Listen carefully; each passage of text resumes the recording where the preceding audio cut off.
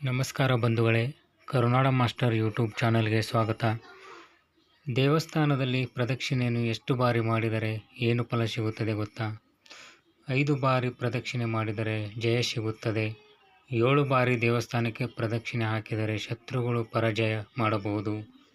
9 ಬಾರಿ ದೇವಸ್ಥಾನಕ್ಕೆ ಪ್ರದಕ್ಷಿಣೆ ಹಾಕಿದರೆ ಸಂತಾನ ಪ್ರಾಪ್ತಿಯಾಗುತ್ತದೆ. 11 ಬಾರಿ ದೇವಸ್ಥಾನಕ್ಕೆ ಪ್ರದಕ್ಷಿಣೆ ಹಾಕಿದರೆ ಆಯುಷ್ಯ ವೃದ್ಧಿಯಾಗುತ್ತದೆ. 13 ಬಾರಿ ಪ್ರದಕ್ಷಿಣೆ ಹಾಕಿದರೆ ಪ್ರಾರ್ಥನೆ ಸಿದ್ಧಿಯಾಗುತ್ತದೆ. 15 ಬಾರಿ ಪ್ರದಕ್ಷಿಣೆ ಹಾಕುವುದರಿಂದ ಧನ ಪ್ರಾಪ್ತಿಯಾಗುತ್ತದೆ. 17 ಬಾರಿ ಪ್ರದಕ್ಷಿಣೆ ಮಾಡಿದರೆ ಧನ ವೃದ್ಧಿಯಾಗುತ್ತದೆ. 19 ಬಾರಿ ಪ್ರದಕ್ಷಿಣೆ ಹಾಕಿದರೆ ರೋಗ ನಿವಾರಣೆಯಾಗುತ್ತದೆ.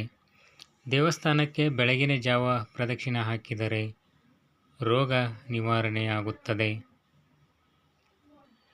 ಹಾಗೆ ಮಧ್ಯಾಹ್ನ ಪ್ರದಕ್ಷಿಣೆ ಹಾಕಿದರೆ ಇಷ್ಟಾರ್ಥ ಸಿದ್ಧಿಯಾಗುತ್ತದೆ.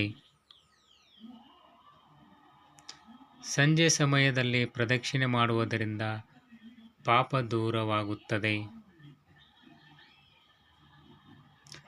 ಹಾಗೆ ರಾತ್ರಿ ದೇವಸ್ಥಾನಕ್ಕೆ ಪ್ರದಕ್ಷಿಣೆ ಹಾಕಿದರೆ ಮೋಕ್ಷ ಸಿದ್ಧಿಯಾಗುತ್ತದೆ. ಬಂಧುಗಳೇ, ಈ ವಿಡಿಯೋ ನಿಮಗೆ ಇಷ್ಟವಾಗಿದೆ ಎಂದು ಭಾವಿಸುತ್ತೇನೆ. ದಯವಿಟ್ಟು ನಮ್ಮ ಚಾನಲ್ನ ಸಬ್ಸ್ಕ್ರೈಬ್ ಮಾಡಿಕೊಳ್ಳಿ, ಶೇರ್ ಮಾಡಿ, ಲೈಕ್ ಮಾಡಿ. ನಮಸ್ಕಾರ ಬಂಧುಗಳೇ.